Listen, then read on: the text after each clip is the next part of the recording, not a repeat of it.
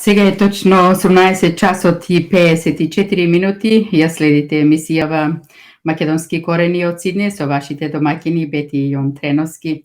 Во наредниве минути ќе говориме за актуелните теми кои што се од општи интерес и ја засегаат македонската јавност. На прашањата кои ќе произлезат од темите, одговор ќе побараме од нашиот денешен гостин, односно гостинка, господја Дафина Стојановска, пратеник во Македонското собрание од редовите на ВМРО ДПМН, член на извршниот комитет на партијата, како и заменик координатор на пратеничката група од редовите на ВМРО ДПМН и коалицијата. Се надеваме дека се ќе биде во ред со линковското поврзување, веќе се гледаме, верувам и се слушаме. Ако е така, господја Стојановска, добро ви утро и добро ни дојдовте на Македонски корени. Добар ден, добро вечер за Австралија. Мислам дека е така, со оглед на временската разлика. Драго ми е што сум ваша гостинка за прв пат во вашата популарна емисија. Се надевам дека ќе бидеме интересни за вашите слушатели, дека ќе имаме за што да разговараме, особено после изминатава политички навистина активна недела во Република Македонија. Добро ви утро од мене, господја Стојановска. Ви благодариме што прифативте нашава покана. Со задоволство. Господја Стојановска, неодамна бевте во посета на Стоколм, заедно со една поголема група на пратеници, и од она што го забележавме, видовме дека во составот на делегацијата имаше пратеници од скоро сите парламентарни политички партии. Која беше целта на посетата и зашто дискутиравте? Точно да, така, како што знаете, во Собранието на Република Македонија функционираат меѓуостанатото и повеќе пратенички групи за соработка со парламенти на останати европски и светски земји. Така, Собранието има и пратеничка група за соработка со Собранието на Шведска, односно популарно Рикстагот. И ова е во суштина една трета фаза од реализација на една програма за соработка за демократски развој помеѓу овие две собранија. Велам трета фаза затоа што ова беше трета средба помеѓу пратеници од Собранието на Република Македонија и од Собранието на Шведска. Првата се реализираше исто така во Рикстагот на крајот на минатата година, втората на почетокот на оваа година во нашето собрание и третата на која што за прв пат јас имав можност да се приклучам, бидејќи координаторот Никола Мицевски беше спречен да присуствува. Третата средба повторно се оствари во Рикстагот.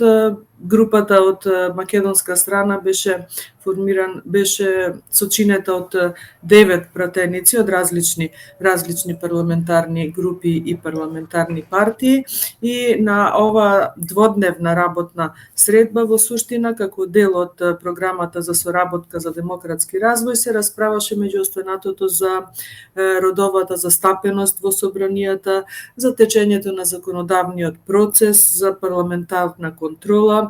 Исто така во Рикстагот имаат парламентарен правобранител, па разговаравме и на оваа тема, разговаравме на тема ревизија, и една од последните активности при оваа посета на Рикстагот беше да остваривме посета во шведската изборна администрација, што ако се направи паралела со македонскиот систем, би значило како да е пандан на Државната изборна комисија кај нас тука во Македонија, така да се стекнавме со доста искуства, направивме огромни паралели помеѓу функционирањето на овие два парламенти и навистина ова е доста корисно за нас како пратеници, што секако ќе го пренесеме и на останатите колеги, и се што е по-позитивно, по-применливо, практично секако дека треба да се работи во насока на тоа и ние да го достигнеме.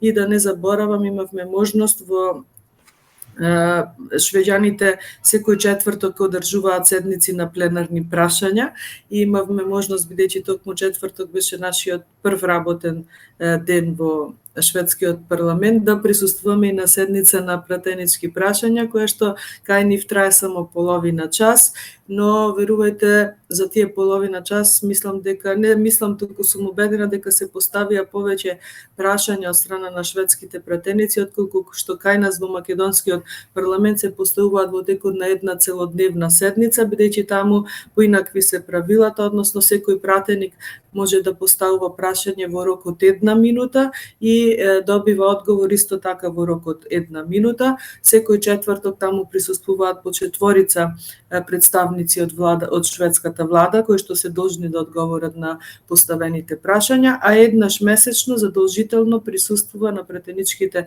прашања и шведскиот премиер. Ете, можеби во овој мој кус или не така кус одговор можат да забележат вашите слушатели по колку нешто се разликува функционирањето на македонскиот и шведскиот парламент. Токму така, голема разлика. Господја Стојановска, јас сакам да ве навратам сега на една постара тема, која се уште е актуелна, а тоа е отварањето на бугарскиот клуб Ванчо Михајлов во Битола. На оваа тема разговаравме изминативе неколку емисии. Во последните 2 разговаравме со професорот доктор Чепреганов, но и со поранешниот амбасадор господин Ивица Боцевски, но повеќе од историска гледна точка се разбира не изостана и политичкото видување. Што имате вие да кажете за отварањето на овој клуб од политичка гледна точка и дали вие од ВМРО ДПМН видовте и политички мотив за деградирање на вашата партија? Ова го велам од причини што од СДСМ и некои од коалиционите партнери, како и некои аналитичари блиски до власта, но се уште пробуваат да стават равенство помеѓу Ванчо Михајлов и сегашново раководство на ВМРО ДПМН, нарекувајќи ја партијата злосторничко здружение. Мицковски лидер на тоа здружение, дури по мое размислување имаше едно неодамно, тоа беше нарачено интервју кај еден влијателен новинар во Македонија, и тоа во моменти кога ВМРО ДПМН спрема последните анкети има голема предност пред СДСМ. Или може би јас тоа погрешно го сватив?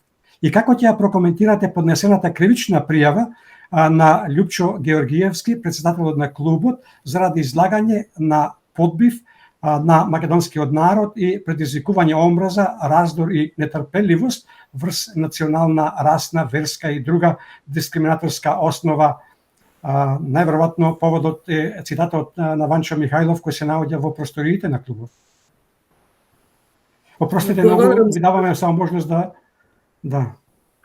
Така да, благодарам за прашањето, да, има многу подточки или многу теми се отворија подносно овој скандалозен, би рекла, доста настан кој што се случи на територија на Република Македонија, секако возможен од страна на актуелната власт, која што немајќи доволно содржани аргументи да се оправда од овој навистина скандалозен чин, па пиаровски, така би рекла, неумешно пробуваше темата да ја префрли на другата страна, па да ВМРО ДПМН го повикува за тоа, за називот на овој културен дом во Битола и така натаму. Значи, сакаше да избегне единствено одговорноста која што токму оваа власт ја има за овој настан, бидејќи знаете како јас би го споредила овој настан, тоа е нешто слично како некој да дојде во вашиот дом, при тоа вие вратата да му ја оставите отклучено и тој во вашиот дом да си ја реновира вашата, например, дневна соба, да направи кујна, да си замине и вие да кажете не, комшијата е крив што ова не го пријави или ништо не прави. Многу слично, навистина, јас секогаш правам такви компарации кои што би биле сватливи за секој човек, бидејќи кога слушаме Бугарија, меѓусоседски односи и Македонија, значи ова е недозволиво. И токму заради тоа тие во последен момент одлучија и да не присуствуваат на овој скандалозен предавнички чин, не знам како да го наречам. А внимавајте, многу добро сите македонци знаат дека зборуваме за држава која што колку пати има добиено опомена од Советот на министри дека не постапува според препораките, односно пресудите на Европскиот суд за човекови права и да видиме како таа држава се однесува со македонците во таа држава. Таму македонците не можат да се споменат, да се категоризираат како присутни луѓе кои што живеат, а додека овде наметнуваат или да речам места некои си проценти еве со последниот попис за да докажат дека во Македонија има бугари, а знаеме колку бугари во суштина како бугари имаше на последните избори или на последниот попис. Едноставно ова е недозволиво, но јас за ваквиот чин едноставно не велам дека нема вина другата страна, но најмногу јас вината ја гледам кај нашето раководство кое што е тотално хаотично, тотално се има испуштено од конци и затоа велам немајчи капацитет да се справи со сето ова, зашто повторно велам власта е виновна за сето оваа каша во која што сме воведени за жал и сите ние поради неа, па сега ќе префрла теми на друга страна и така натаму. Го споменавте и тој влијателен новинар кој што знаеме за кого се зборува, кој што се обиде и емисија една да направи на таа тема. Јас повторно велам власта е наследник на една личност за која што многу е контрадикторна, дали била вистински владетел или вистински диктатор, така да подобро би било да се занимаваат со нивните предци и корени, а помалку со она што се случува на страната на ВМРО-ДПМН, бидејќи во случајот ВМРО-ДПМН не е таа партија која што треба да се грижи за државноста, за националните интереси и така натаму. И не знам дали до Австралија стигна веста за овој влијателен новинар кој што го споменавте. Мислам дека во текот на снимањето на неговата последна емисија му се случи и нему еден скандал да насред снимање му се развика гостинот и го напушти така луд и бесен. Ете така завршуваат тие послушници, како да кажам, служители на нечиви други интереси, а не на собствената држава. И конечно го споменавте, мислам и она пријавата на Ѓорѓиевски, што апсолутно сметам дека е во ред со оглед на тоа што некои дозволуваат вакво нешто да ни се случува на наша територија, како буквално да нема стопан, да нема газда и секој може се што сака тука да направи, а никој за тоа ниту да одговара, ниту коректно да се обрати на нацијата и да каже зошто тоа се случува, кој тоа го дозволува и така натаму. Што се однесува до овој новинар, ние уште пред 6-7 години имавме можност да прочитаме еден напис на неговиот професор кој што го квалификува како опасна личност, значи многу човек кој е способен, меѓутоа неговата способност ја злоупотребува. И тој тогаш го кажа следново: ако овој новинар нема човек над него кој што ќе го команда, може човекот да го уништи кога ќе намисли на тоа. Значи навистина се потврдува сега во последните неколку се потврдина и го видовме тоа интервју пред некој ден. Јас да кажам дека ова беше мој личен став по однос на овој новинар сепак треба да се остави на јавноста тоа да го процени и да си конечно формира свое мислење за вакви ликови. Господја Стојановска, вие сте член на извршниот комитет на ВМРО-ДПМН. Во составот на тој извршен комитет има и членови од граѓанскиот сектор и од научната фела кои не се членови на партијата. Која е целта на таквите членови во извршниот комитет? Како гледате на таквите уфрлени членови и дали раководството на партијата има прифатено ставови на оние кои не се членови, а кои ставови се различни од партиските ставови? Добро, ова е некоја, например, друга тема од претходниве две. Се надевам дека ќе имаме многу теми за дискусија. Единствено што во ова формулирано прашање малку мене ми прозвучи можеби како недобро формулирано е тоа терминот, мислам, рековте уфрлени членови, значи председателот на Вака председателот на ВМРО-ДПМН Христијан Мицкоски е легитимно избран на конгрес на кој што го гласаат делегати на тој конгрес и тој како председател на ВМРО-ДПМН има право да си го избере својот тим, односно членовите на извршниот комитет, кој што како предлог ги доставува до централниот комитет како највисоко партиско тело и штом овие се прифатени, изгласани, избрани, сето понатаму не може да се квалификува како уфрлени, значи тоа се личен избор на председателот кој што добил поддршка од членството, односно од Централниот комитет, и така да кога зборуваме за тоа различни ставови, за мене е сосем нормално да има различни ставови и за нив да се дискутира во рамките на една демократска партија како што е ВМРО-ДПМН, но конечно после секој разгледан став, предлог, дискусија, мислење, различно мислење, опонирање, конечно се зазема ставот на мнозинството или би рекла најразумниот став кој што сите, односно оние кои што го бранат, ќе го одбранат со издржани тези, така да не зборувам за, не би рекла дека се работи за уфрлени членови, туку можеби за некој новитет во нашата партија, каде што даваме можност и на луѓе кои што можеби од различни причини досега не се пронашле да бидат како активни членови на партија, но ете ги испровоцирало или она што се случува во Македонија, или можеби председателот Христијан Мицкоски како лидер, за нив е доволна провокација да тие се одлучиле вака јавно партиски да се декларираат и да си дадат свој удел, и како граѓански активисти, како експерти и така натаму, што сметам дека е многу добро за ова едно, би рекла, монотоно партиско мочуриште, каде што најмногу на Социјалдемократскиот сојуз на Македонија им одговара кога народот ќе каже сите се исти, но Социјалдемократскиот сојуз на Македонија треба да се замисли дека народот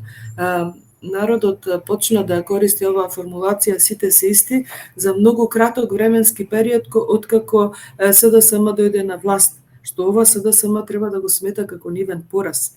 Ако СДСМ, која што 11 години се бореше, дивееше по улиците, уништуваше државни институции за да дојде на власт и за година дена владење да дочека народот да ги споредува со на предходно владење против кое што излезе народот на улиците, односно шарените револуционери, тоа е, сметам, дефинитивно пораз за СДСМ и мислам дека само тие ја користат оваа пиаровска кампања, сите се исти, напротив, ниту ова ВМРО-ДПМН е исто со на предходното, кога не беше лидер Христијан Мицкоски, а многу различно, или би рекла како ден и ноќ, е со оваа владеачка гарнитура на Социјалдемократскиот сојуз. И да се навратам конкретно на прашањето, значи ВМРО-ДПМН има капацитет за широко отворени врати за секој оној кој што сака храбро, активно и смело да се спротивстави првенствено на корупцијата и криминалот кои што владеат со нашата држава и заради кои што стигнавме до каде што стигнавме, заради кои што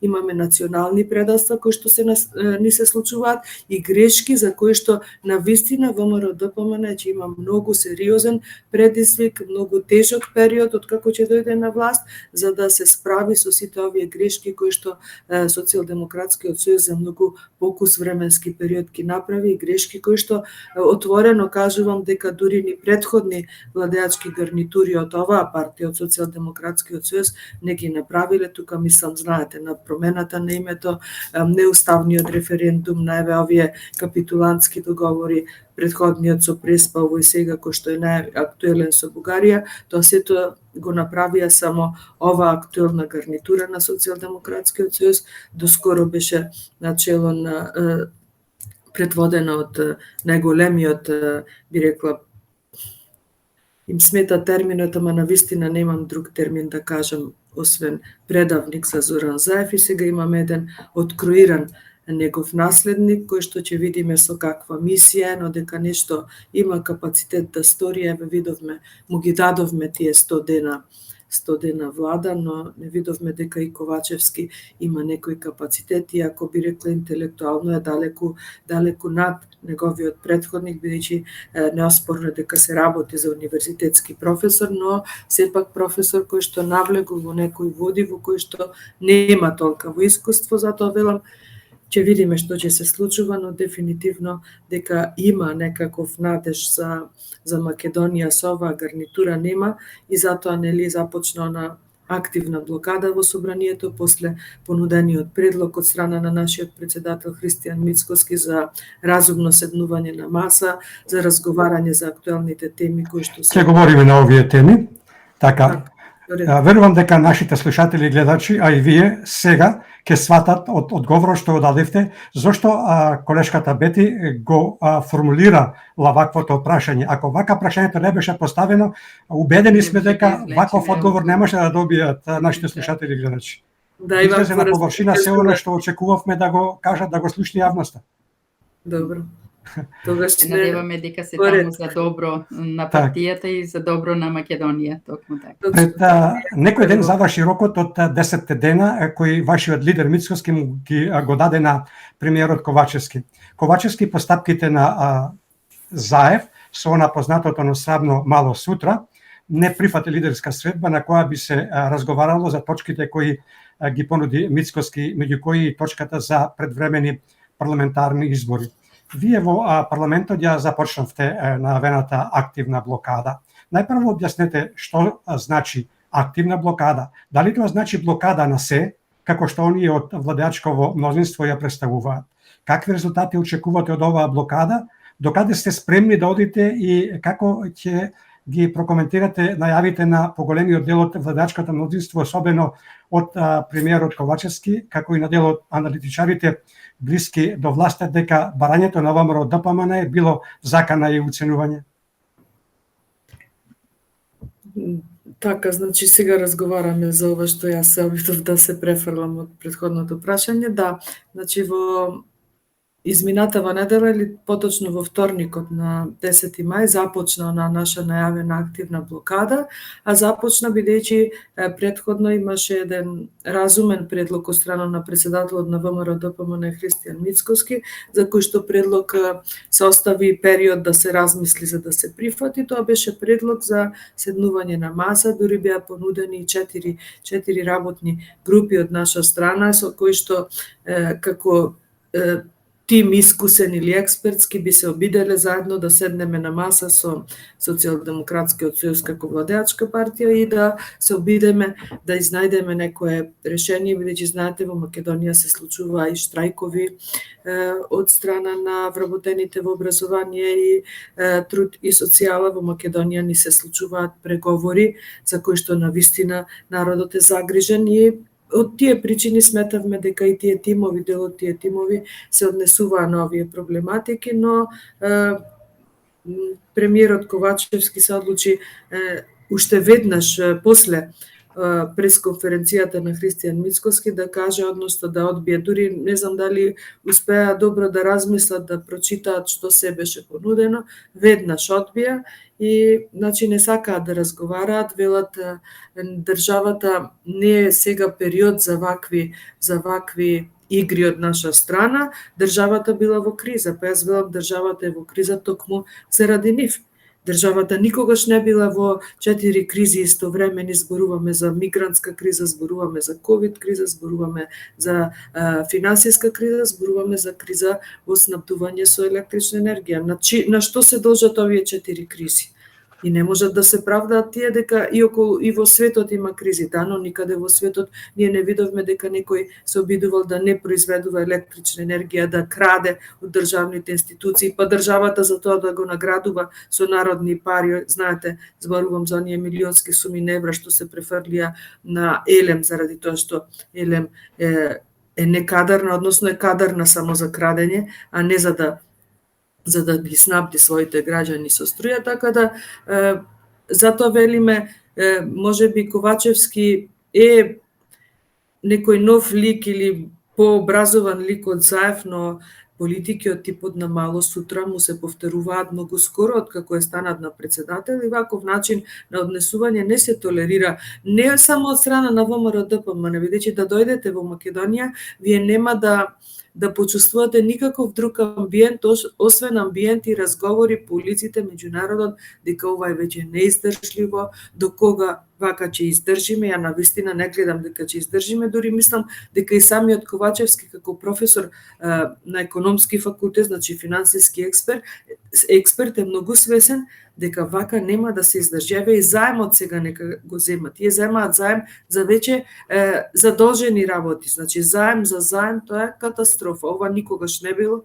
Македонија прошла и светски економски кризи, па граѓаните на Македонија многу малку го осетиле тој удар, а сега сме буквално во кризи само заради оваа несериозна владеачка гарнитура, така да започнавме со активна блокада. Јас повеќе ставам акцент на терминот активна, а не на блокада, бидејќи кога ќе се слушне блокада се мисли на нешто дека ние попречуваме. Не, напротив, ние ќе бидеме во собранието, како што тоа впрочем се покаже изминативе 4 дена, активно вклучени на секоја точка на дневен ред, бидејќи знаете во собрание има точки кои што буквално имаат бизнис интереси. И тоа се заскриени така вешто или не вешто, се зависи за кого како, но точки зад кои што се кријат милионски суми на пари, милионски бизниси. Тие никако не смеат да поминат затоа што не се за интерес на граѓаните. Тие се само за интерес на групите ДУИ и СДСМ, за интерес на граѓаните не се.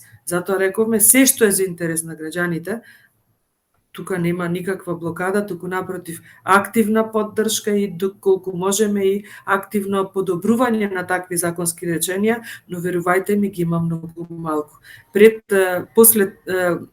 После назначувањето на Ковачевски за премиер пројдени се повеќе од 100 дена, а тој самиот така храбро најави дека веднаш ќе се зафати со справување на економските проблеми и подигнување на стандардот на граѓаните, за пензионерите ги најави за првите 100 дена. Еве можам да ви кажам дека во собранието Ковачевски, се извинувам името, се уште му го немам наизуст запамтено, Ковачевски има поднесено само 38 предлог законски решенија. И зашто станува збор тука? Дали некој го кочи Ковачевски да предлага закони кои што ќе бидат од корист на граѓаните, или пак некој му сугерира на Ковачевски да го заобиколи оној заглавен закон за игри на среќа и за лотарија во собранието, па да изнајдат некоја манипулација преку барање за автентично толкување од страна на пратеник на ДУИ и да можат во државава да си отворат, да си формираат приватна лотарија, која што чијшто профит ќе оди, се знае, во чиви каси, партиски и така натаму. Многу има што да се зборува. Нашата активна блокада е навистина изнудена заради сето ова што на нас се случува во годината. 6-та година започнуваме со власт, можеби е сега Ковачевски премиер, но верувајте ми, се тераат истите, можеби полоши политики или со секој изминат период само таа градација се зголемува на крадење, на плячкање, на задолжување, на национални предавства, така да ќе одиме се дотаму додека оваа власт конечно не сфати дека треба да се откаже, дека веќе нема каде да оди, има еден огромен зид пред неа кој што не може да го попречи. Во исто време, еве, полека и народот во Македонија се освестува, ги споменав штрайковите кои се случија, можеби проба и тие незаконски да ги стишат со тоа што во преговори вклучија медијатор кој што доаѓа од министерство, треба да биде независен, но во Македонија има многу апсурди. Јас кажав неделава во собрание, во Македонија е земја на апсурди и на преседани,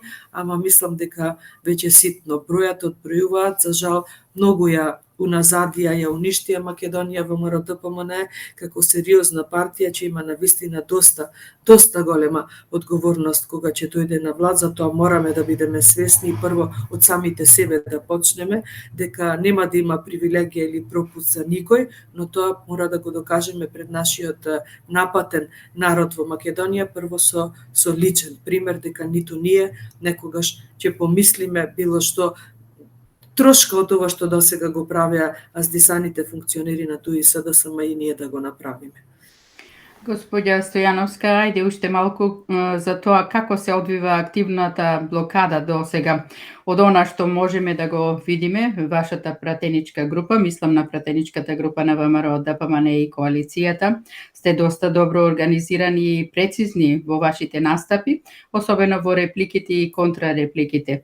Ми се допаѓаат и транспарентите, особено она активна блокада за спас од националната катастрофа, но и она активна блокада за спас од корупција и предавство. Дали ви се приклучија и други опозициони партии и кој е бенефитот од досегашната активна блокада? Дали успевате да спречите некој закон кој не е од интерес на граѓаните? Благодарам и за ова прашање. Го отворив телефонот за да можеби за вашите, за оние кои што не следат, да бидам попрецизна со податоци. Значи, ние започнаме со блокадата во вторникот.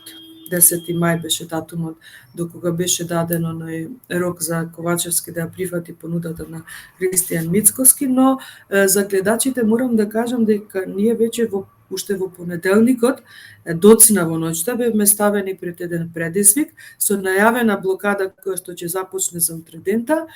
Владеачкото мнозинство преку една собраниска комисија, таа се вика законодавно правна комисија, преку која што нели поминуваат сите закони од собранието, и преку таа комисија да го протнат овој предмалку што го споменав закон за игри на среќа и лотарија, односно тоа е вака за народот да биде јасно, обид на ДУИ или ветување на СДСМ кон ДУИ, дека ќе се формира паралелно, имајќи веќе една државна лотарија на Македонија, паралелно и друга лотарија на Македонија, за која што кажав, имаше поднесено закон во собранието, по некоја случајност, подписник на тој закон е Димитар Ковачевски како заменик министер за финансии, бидејќи овој закон е од пред една година поднесен и припаѓа во да се разгледува, треба да се разгледува во Комисијата за финансирање и буџет, која што ја води председателот од опозицијата. И тука не им успеа овој предлог на закон да помине и нивната намера, бидејќи тие секогаш кога поднесуваат предлог на закон, во јавноста најавуваат нешто сосема друго што јавноста ќе го прифати. И така овој наслов, главна поента од овој предлог на закон им беше дека со овој предлог на закон ќе ги оддалечат сите коцкарници казина по 500 метри од образовна институција во која што се воспитуваат деца. Но скриената намера не ја кажа, а тоа беше дека сакаат да формираат приватна лотарија државна. И сега по понеделникот, бидејќи овој закон, ваков каков што е предлог закон, им е заглавен на Комисија за финансирање и буџет, во понеделникот вечер сакаат да го протнат преку автентично барање за автентично толкување на комисија, на законодавно правна комисија. И затоа велам, ние бевме принудени уште од понеделникот активно да блокираме, бидејќи се вклучивме голема група на пратеници од опозицијата во дискусијата на законодавно правната комисија и ги обезличивме јавно нивните намери, а намерите им беа да помине ова автентично толкување. Замислете, одговор на ова барање дал никој друг освен величествениот Артан Груби, вели дека нејасно е формулирано во постоечкото законско решение дека не мора само едно трговско друштво да има, така да може да се има и уште некој. Замислете, одговорот го дава на 3 мај, а веќе на 5 мај Службен вестник на Република Македонија отвара јавен повик за регистрација на уште едно трговско друштво за формирање на лотарија на Македонија, што значи дека и овде имаме прекршување на закон, и овде некој сегашен директор на Службен вестник ќе одговара, како што треба да одговара и оној паметите со законот за двојазично што го објави без подпис на председател, си го објавиле јавниот повик, а во собрание не помина одговорот на Артан Груби. Морав да бидам вака поопширна за да доловам граѓаните. Активната блокада започна од вторникот, нема да запре, и сакав да ја кажам статистиката. Имено во вторникот беше свикана 71-та седница пленарна на собранието, беше со 46 точки предлогот на дневен ред. Според деловник, пратениците имаат можност да се пријават за избор и дополна на дневниот ред. Се пријавивме вкупно 37 пратеници за измена и дополна на дневниот ред од нашата група. Постојано имавме имавме потреба за процедурални забелешки кон председателот на собранието, бидејќи кршеше деловник со тоа што ни оневозможуваше право кога имаме предлог за дополна на дневен ред, деловнички имаме право за 10 минути дискусија, тој сакаше да ни го дава, односно и така постапуваше, ни даваше само 3 минути, а 3 минути се дозволени деловнички кога се бара измена на дневен ред. Затоа што пратеничката група на ВМРО ДПМН и коалицијата имаше поднесено уредно според деловник 10 предлог законски решенија кои што автократот Талат Џафери не ги стави како предлози на дневниот ред. Хаосот собрание направи, самиот се задави во сопствените гужви, така да и првиот ден му заврши катастрофално, кога морам да се обидам да долувам за вашите гости денес како тој заглави во сопствената немоќ, затоа што првиот ден се обиде да премине, значи ние имаше до тука, не знам, 7 или 8 12 поминати предлози за измена и дополна на дневен ред и како заменик координаторка на пратеничката група на ВМРО ДПМН, во тој момент приметив дека во салата немаат присуство на мнозинството што треба да го исполнува кворумот, односно немаат присутни 61, бидејќи нели се изморија од седење тука во салата и премногу жешко и луѓето кои што доаѓаат еднаш на 6 месеци во собрание навистина премногу се заморија да седат 4 сати континуирано во сала и тогаш се договоривме со нашите пратеници да ја напуштат салата, да останам само јас во сала и оној кој што имаше барање за измена на дневен ред. Тогаш Талат Џафери сфати дека е фатен во тесно, немаше кој да гласа за предлогот на нашиот колега и вели, користи еден член, да не ја замарам сега јавноста со непотребни податоци, користи еден член од деловникот според кој има можност председателот да го откаже гласањето, но гласањето кога се работи за предлог на закон или друг собраниски акт. Внимавајте, овде се работеше за предлог за измена на дневен ред. И според деловник Талат Џафери има право да одложи гласање за закон или друг акт, но да закаже датум, ден и час на гласање. Тој никогаш не закажува ден и час, но овде суштината беше што не се работеше за предлог на закон. Се работеше за предлог на измена, затоа што кога имаме усвоен дневен ред и кога нема кворум за гласање по една точка, Талат се повикува на овој член и вели преминуваме на следната точка. Со кој памет Талат сакаше да го искористи овој член, затоа што следно ќе беше да каже преминуваме на следна точка. Како ќе можевме ние да преминеме на следна точка, односно следно барање за измена на дневен ред, кога претходново не е изгласано и не знаеме дали предлогот на колегата Јованчев 19 точка, пример, да биде 11 е усвоен, бидејќи можеби наредниот ќе сака да предложи нешто за 11 место, ме разбирате? Да. Џафери ја направи првата катастрофална, аматерска, панична грешка, се изнервира и беше принуден тој ден во вторникот да ја прекине таа седница без усвоен дневен ред, што е сериозен пораз за едно владеачко мнозинство кој што вели дека е силно, стабилно, успешно и така натаму. Вториот ден, она што се случуваше, не знам дали овде да го коментирам, може би во некое подолно прашање, вториот ден беше фијаско, за кое што гледате дека не спласнуваат реакциите ниту вчера, ниту денес, тоа што се случуваше е страшно, и ако Димитар Ковачевски оди со една изјава дека не е сигурен дали снимките се автентични, од кого се, како се наоѓаат, нека го види тој председателот, спикерот на собранието, како се однесува во салата пленарна со пратениците, со уклучен микрофон и тогаш воопшто не треба да биде во дилема дали е тоа гласот на Џафери и дали е тоа неговиот однос. Тој нималку полошо не се однесува кон пратениците, лично кон мене кон крајот на вторничката сесија се обраќаше видија, значи така не се обраќа ни дома, ни во домашни условија, ни во собрание, за да наредниот ден ми вели дојди ваму да ми читаш. Тој дојди ваму да му читаш, може да си каже дома на некој или во партиски штаб на некој, а не на колешка пратеничка, тоа е недозволиво, така да Ковачевски воопшто не треба да се сомнева дали е тоа гласот и односот на Талат Џафери.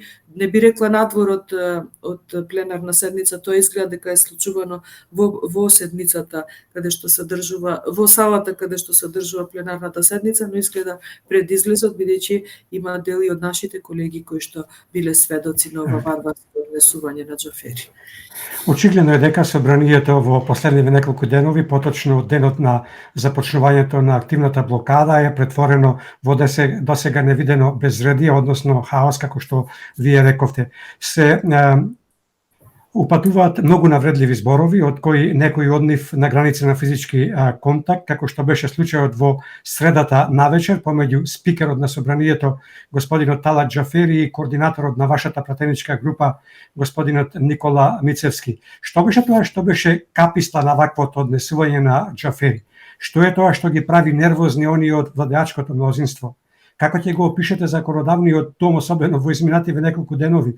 Дали однесувањето на председателот Џафери во собранието како шериф или командант на војска, а не како прв меѓу еднаквите, всушност е прекашен процесот Жан Моне, кој процес трае нешто повеќе од 2 години? Жан Моне, сега ме подсетивте, професорката Силјановска Давкова, но за жал таа многу малку има можност да дојде до микрофонот, бидејќи знаете како се однесува Талат Џафери. Позади микрофоните, токму во средата му дофрли на Талат Џафери, па му рече немојте да ми зборувате за Жан Моне процес, вашиот процес е Жан-Клод Ван Дам. Ете така, во стилот на професорката Силјановска Давкова или во мојот стил, многу пати го иритирам Џафери кога ќе кажам дека, односно овие денови кога кажав дека е лотарија, бидејќи нели саркастично им ја споменувам планираната лотарија, кога ќе кажам дека е каша попара, кога ќе кажам дека е хаос, кога ќе кажам дека е форинска чеджилница, апсолутно ништо не грешам. Не можеме да зборуваме ние за некое собрание, за некој си Жан Моне процес, кога во собранието ни се случуваат работи кои што се далеку од демократски, далеку од европски и така натаму. Едно со друго се косат, а сето тоа паѓа на грбот на ова вештачки владеачко мнозинство, бидејќи Талат Џафери во претходното прашање имавте дел од прашање беше дали ни се приклучиле останатите опозицијски партии, без јавно излезе со соопштение дека ќе учествува во активната блокада, додека Алијанса за албанците нели изјавија дека сакаат да бидат нешто поразлични од ВМРО ДПМН, но сепак и тие се косат со проблем нивни предлог на закон да се најде на дневен ред. Многу пати Талат Џафери доаѓа до вербални караници со координаторката на пратеничката група на Алијанса или Редаути, една воспитана и културна пратеничка колешка, би рекла, која што апсолутно не заслужува таков однос кон не од страна на еден Талат Џафери. Значи, како да го опишам, ако имавте можност да го гледате, беше хаотично, кога била иницијалната каписла, па цел ден беше иницијална каписла за Талат Џафери, тој се дереше по пратениците на Дуи, лупаше по маса, можеби тоа камерите не можеа да го одолуват. Значи не смеа да мрднат. За едно време беше принуден да ги затвори вратите за да ги преброи. Едноставно тежок ден, особено за него кој што нели како се храбри, како се сили, вели мене не можете ништо да ми направите ово, и на крајот кога повторно со колешката Иванка Василевска, мислам дека при нејзиното барање за измена, односно за дополна на дневен ред, повторно влезе во сукоп, бидејќи таа бараше дополна и деловнички 10 минути, овој и ги скрати. Иванка не слегуваше од говорница, тој почна да ги чита останатите кои што треба да бараат измена на дополна на дневен ред, почна да излегува од контрола, па на Мицевски едно време му велеше: не ти давам 3 минути, ево ти 6 минути од мене. Јас од место реагирав: како одјат да ги дава? 3 или 6. Ево, вели, чим Дафина, вели, нема 6 минути, ево 3. Затоа Дафина вели дека собранието е пазар, благодарение на пазарџија од типот на Талат Џафери, но благодарение и на други пазари кои што се одвиваат надвор од собрание, а кои што многу не чинат како македонски народ и како држава посебно. Пазар, хаос, форинска чежилница, немам друг збор за жал, или наместо Жан Моне, Жан-Клод Ван Дам. Не е смешно, трагично е, ама за жал и вистината. Господја Стојановска, како ќе ги прокоментирате и трите често употребувани наративи кои ги употребува власта дека оваа влада е нова и дека имаат стабилно мнозинство и дека била надмината политичката криза, но и дека сега не било време за избори и дека народот не сакал избори? Па или се лажат самите себе, или добро глумат. Ама не ги бива ниту за едно, ниту за друго. Реалноста ви ја кажав, да имате можност да дојдете во Македонија или еве преку социјалните мрежи, ако следите, многу малку, дури на официјални профилни страни, Facebook или Twitter или не знам што, на министер, на премиер, вие гледате, какви коментари има, не успеваат да достигнат да ги доизбришат. И сега, ако сакаат себе си дека да се лажат, нека попелат. Но не е така. И конечно, што е најтрагично, тие веќе во последниот период ги пикнаа рацете во џебовите на македонскиот граѓанин, што е неопростиво. Јас себе, може би не се согласувам, но можам да разберам дека има луѓе во Македонија на кои што може би веќе им е надмината темата за тоа што се случи со името на Македонија. За мене лично не, но можам да разберам дека има такви луѓе, бидејќи нели си гледаат да одат напред, има бизнисмени кои што сакаат да им течат бизнисите, има образувани млади луѓе кои што сакаат да си најдат соодветно и добро платено работно место, и за нив можеби е на второ, трето или не знам кое место, на прво место е Македонија да биде силна економска држава. Но се што досега споменав, нема ништо Македонија, ниту едно, ниту друго, ниту име, а знаеме дека името го смение на повикувајќи се на тоа дека Македонија ќе стане членка на Европската Унија. Да, стана членка на НАТО, но докаде сме со датумот? Па вие знаете тие како глумеа, го славеа датумот, па за тоа е останато запис имаме, не е тоа некој гаф на Заев од оние милиони гафови што ги кажа. Или ајде да кажеме дека има анкети од релевантни институции кои што се бават со анкети, кои што велат дека преку 75% од граѓаните не се задоволни со тоа во која насока се движи државава. Или оваа последната која што кажа дека 47,4% сметаат дека оваа нова влада, оваа последнава влада не ги решава проблемите. И сега тие анкети ги прави ВМРО ДПМН. Или ова повторно што се потврди дека хибридниот режим е останат во Македонија. Замислете, од луѓе кои што се борија против оној вештачки наречен режим. Хибриден режим беше назив од релевантна светска институција, не беше име кое што го наметна ВМРО ДПМН. И сега, затоа велам, или се обидуваат добро да глумат, или да си се лажат самите себе, но дефинитивно народот не може да го лажат. Народот не гледа спас во оваа влада, чека, моли Бога што поскоро да замине, но верувајте, со секој ден изминат со оваа влада, ние, ако стасаме, евентуално ако стасаме до септември, замислете што овој народ ќе прави во септември, кога следува зима со поскапена струја, кога следува почеток на нова учебна година, или да подседам, гостував неделава во една емисија кога водителот ме праша, има родители кои што не можат да си ги дотераат своите деца матуранти. Јас му вратив дека има родители кои што не можат да си ги прехранат своите деца, а не ни помислуваат нешто ново да им купат. Со тоа Македонија и луѓето во Македонија се бават, и тоа се бават сите, и македонци, и албанци, и турци, и роми, и срби, сите. Тука нема веќе националност и чукање во гради со некои национални теми. До ова дереđe не донесоа нивните политики, па меѓу другото и предавничките национални, кои што нас македонците тоа како не болат, но ништо друго, барем да речевме, ова трна, ништо не трна. Вчера добив една порака, јавно беше на социјални мрежи, пишено од еден пензионер, ми велите, молам Дафина, кажи дека мојата пензија за месец март ја примив на 27 април. И за кои пензионери Ковачевски ќе се заложил кога ги споменат за во првите 100 дена, ве молам, веќе е поигрување и подценување на овој народ напатен. Ова не е толку, ова е скршнат пат и чорсокак, и затоа мора да си заминат. Ако самите не се свестат, тие самите ќе се откажат во многу скоро време. Не знам каква мисија има Тачено и неговата мисија нема да донесе ништо ново, ништо светло за овој народ.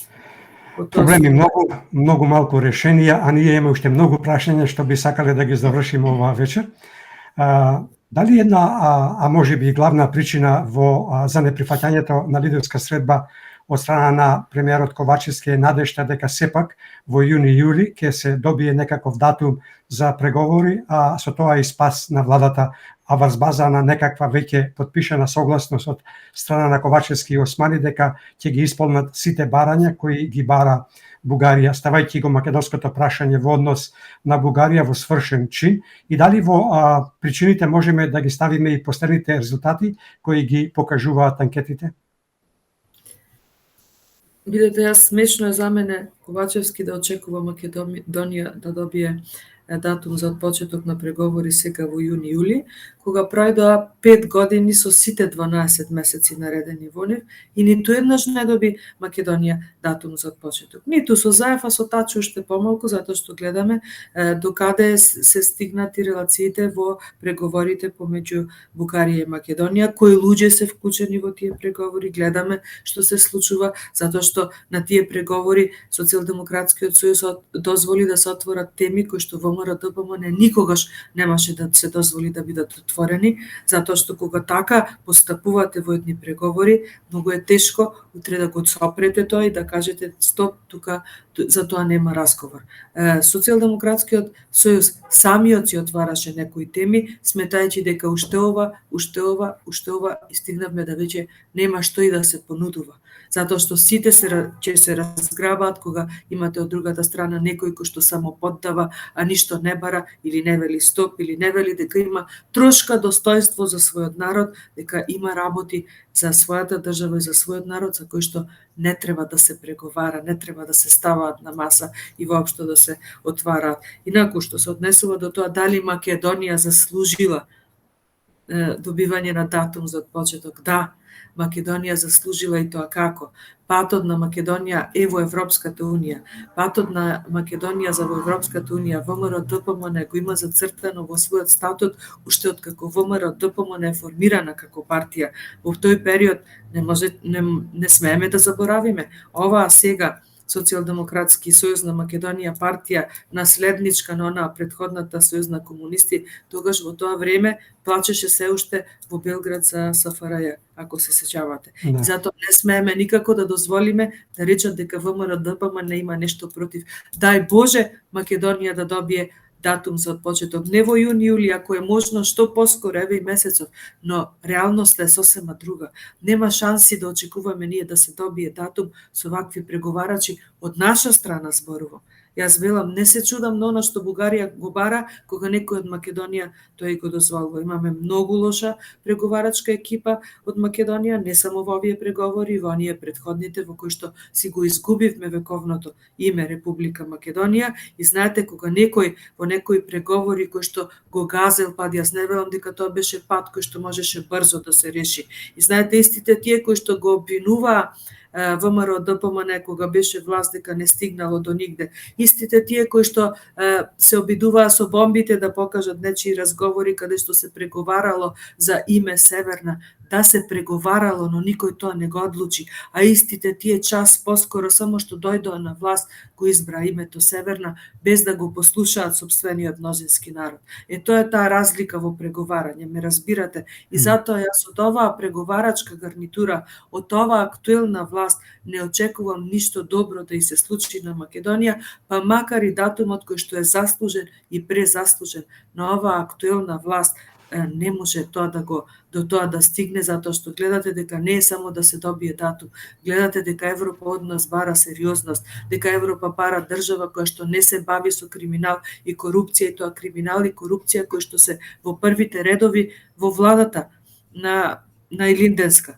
Ме разбирате, бара држава која што сериозно ќе се залага за економски раст во Македонија наназад години не ни се има случајно некоја странска директна инвестиција. Сите избегаа, како во времето на транзицијата да сме, па немаме ни една фабрика, 60.000 имавме затворени фирми во Македонија. И за сето тоа тие обвинува, односно се се излекуваа само на име на ковид пандемијата. Не е така.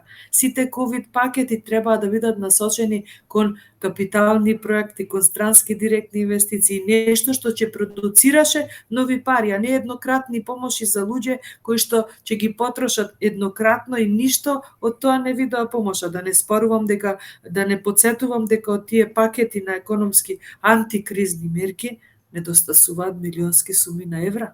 И нема институција во Македонија која што тоа ќе се обиде, на која што е должност тоа да го испита, да го провери, да дојде до некоја разрешница. Во Македонија ништо не функционира, така да со ваква Македонија, јас многу сакам, ВМРО ДПМН најмногу сакам Македонија да добие датум, затоа што треба Македонија да биде рамноправна членка во Европската Унија.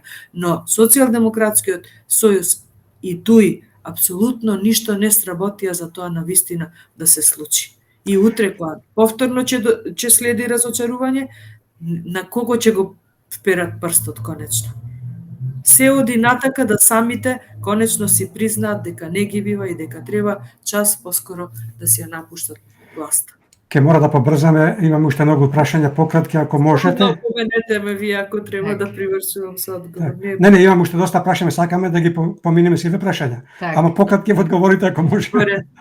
Сепак Македонија се смета за демократска држава. Како ќе го објасните фактот што во последниве 5 години платите на полициските службеници со средно образование се повисоки од платите на професорите и наставниците? Дали ова е поради фактот што власта се одржува во живот токму со помош на полицијата, која што ја има потиснато демократијата, се разбира во спрега со власта? Па еве и ова е прашање на кое што за жал не можам да дадам одговор. Значи, на вистина има многу што да се зборува.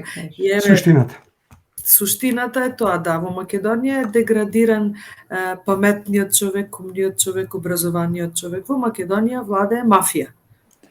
Да бидам кратка. Значи, владее мафија. Во Македонија важи правилото дека оној кој што има повеќе пари, мисли дека право пропорционално е толку и паметен, за жал.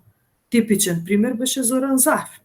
Сега оние кои што го поддржуваат Зоран Заев не можат да размислуваат или да работат во насока на тоа дека во Македонија треба конечно да биде заслужено платен професорот универзитетски, професорот во средно училиште, учителот, докторот, правникот.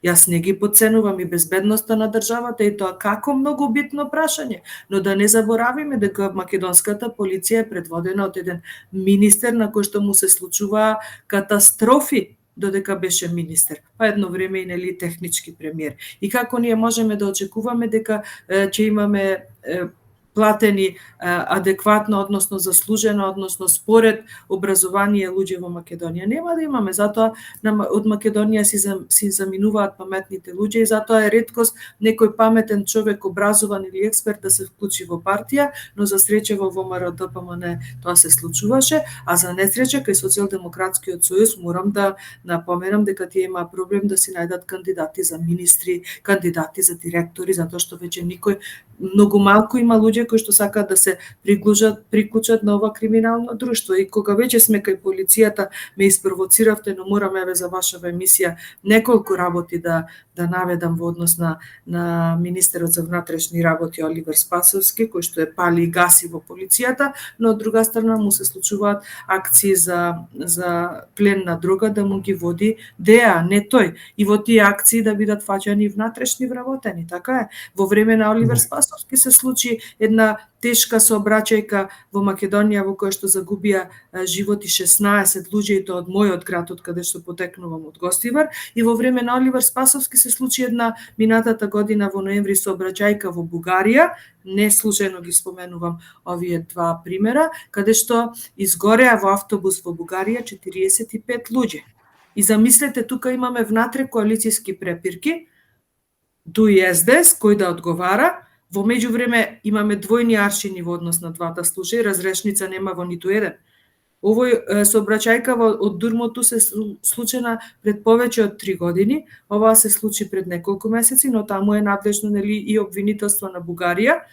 И сега имаме случај каде што под палките на Оливер Спасовски Дурмотурс не може да ја обнови лиценцата за вршење на технички преглед, за кој што има и судска одлука, но затоа лиценцата на другава компанија Беса Транс, значи исти примери, технички преглед си вршеле лиценци сами на себе, си вршеле сами на себе бидејќи имале и превозно предпријатие и за издавање лиценци за технички преглед, но оваа Беса Транс под друго име си отвара и повторно си врши технички преглед.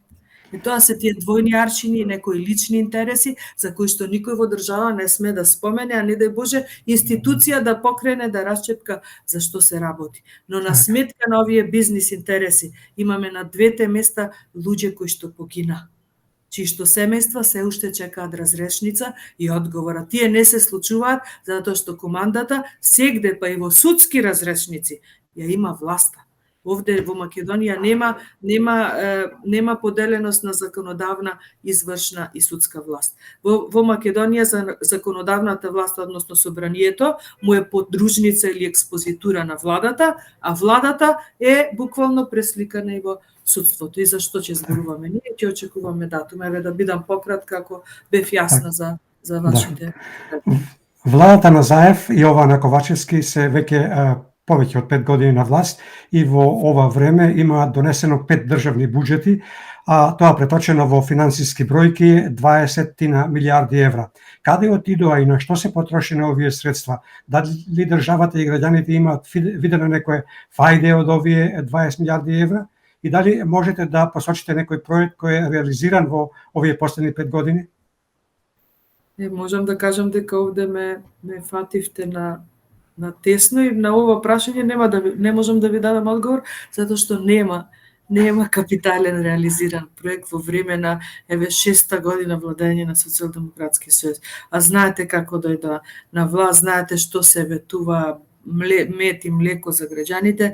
Знаете дека секоја наредна година креирање на буџет од страна на оваа власт, секој буџет беше се поголем. Од 3 милијарди евра започна 2017, стигна последниот за 2022 што го креира беше 4,4 милијарди евра. Ниту еден реализиран проект капитален, ниту еден автопат. Оној што беше започнат во време на ВМРО-ДПМН Кичев Охрид, тој е веќе оставен на забот на времето. Тоа што се изградило сега треба од почеток да се прави. Нов клинички центар нема, реновирана болница нема, доктори си заминуваат од Македонија, за земјоделие ништо нема. Сега последно се пофалија со еден интервентен фонд кој што беше на иницијатива исклучиво на ВМРО-ДПМН и морам да кажам коалицијата Обнова за Македонија. Нема капитален проект, нема овдека вложување во нешто што ќе одведе Македонија напред, што ќе отвори нови работни места, што ќе покаже дека навистина власта се грижи за сопствените граѓани. Такво нешто нема. Има инфлација двоцифрена 10,5%, има долг преку 60%, а во време кога долгот на Македонија беше под 50%, се сеќавате на она седница во собранието, јас тогаш не бев пратеничка кога некој глумеше дека паѓа во несвест и така натаму за задолжување на Македонија, тогаш под 50%. Сега сме над 60%. Што треба пратениците на опозицијата да прават за да некој признае дека нешто одамна е запалено црвено светло во Македонија, него алармите веќе се прегласни за некој да се прави дека не ги слуша. Ништо не функционира, само се краде, ништо не се изгради. Немаше во време на Социјалдемократскиот сојуз градоначалници, имаше крадоначалници и сега некој ќе кажува за градоначалниците на ВМРО-ДПМН. Нека се погледнат и нека дадат отчет за нивното сработено. Нема ништо такво. Господја Стојановска, како ќе го прокоментирате она што пред некој ден премиерот Ковачевски во Брвеница отвараше споменик, односно спомен обележје на погинат припадник на полициските единици Тигри во Диво населје, иако неговиот претходник, поранешниот премиер Зоран Заев, за тој настан во Диво населје велеше дека не е терористички напад, туку е инсцениран настан од страна на ВМРО-ДПМН. До толку ли Ковачевски ја потцени интелигенцијата на македонците и со кого си поигрува? Како би кажала, еве ова е една од поболните теми кои што се имаат случајно. бидејќи во Диво населје Гостивар изгуби двајца припадници на безбедносните сили на Македонија. Тоа беа еден мој личен пријател Горан Илиевски и еден уште помлад дечко Ненад Серафимовски, за кој што Гостивар се уште тагува. Скоро помина 9 мај, значи се навршија 7 години од овој ужасен настан кој што се случи на Република Македонија и за кој што се уште, еве гледате, некој сака да калкулира, да собира политички поени или така натаму. Ковачевски можеби со овој чин се обидува нешто да ублажи од она што Зоран Заев навистина го со многу лоши постапки остави само лоши белези од негова страна како премиер, бидејќи не можам јас да заборавам најмалку семејствата на покинатите, а мислам дека и цела македонска јавност, дека веднаш после овој грозоморен чин во Диво населје во Куманово уште утредента Зоран Заев отиде да се сликува со оние кои што даваа поддршка за она што се случи, односно даваа поддршка за жртвите на 8 македонски синови кои што погинаа бранејќи си ја сопствената татковина од напад на терористи. Така да, ако еве и сакам да помислам дека Ковачевски можеби сакал имал само добри намери со овој чин, мислам дека е задоцнето. Мислам дека е задоцнето за било што да се коригира првиот впечаток после оној немил настан во Македонија во не така далечната 2015 нели. Што стана од договорот кој Африм Гаши од Алтернатива го постигна со Заев и Ковачевски за покренување на меѓународна истрага за случувањата во Диво населје и Смилковското езеро како услов за спас на владата на Заев? Јас навистина мислам дека ова воопшто го немам слушнато прв пат од вас, го слушам, после нели она најава тогаш кога нели на Заев и на Ковачевски им беше потребен секој кој што ќе ја спаси нивната влада, односно нивното мнозинство. Мислам дека ова само ветување само за кратка употреба, односно за да се задржи мнозинството во парламентот, а дека има реализација или план за реализација на ова далеку од тоа, така да најдобро човек кој што би ви одговорил на ова прашање е Африм Гаши, а сметам дека Заев и Ковачевски да се бар малку државнички позиционирани во власта за која што велат дека тие ја предводат, па на ова треба да покренат многу други случаи кои што се болни за македонските етнички граѓани во Република Македонија, но таа поданичка политика не само кон албанците, туку и во водењето на надворешната политика на Република Македонија не доведе до тука што не доведе, па затоа кога велиме дека владата е со премиер Ковачевски, мислам дека Ковачевски е само еден потписник или нем следач на сето она што не му го диктираат некои други лица кои што убедена сум јас и македонската јавност дека не доаѓаат од редовите на Социјалдемократскиот сојуз. Мислам дека ме разбирате што сум да кажам. Пред отприлика 2 недели фирмата Трго Продукт во собственост на Заеви доби 1,4 милиони евра неповратен грант од Земјоделската агенција која е во закрилата на Министерството за земјоделие. Од оваа сума, ако не се лажам, 25% се од државната каса. Што покажува ова, господја Стојановска? На кој начин, поточно по кои критериуми се делат неповратни грантови? Каде е премиерот Ковачевски како председател на владата, како премиер на државата да изреагира?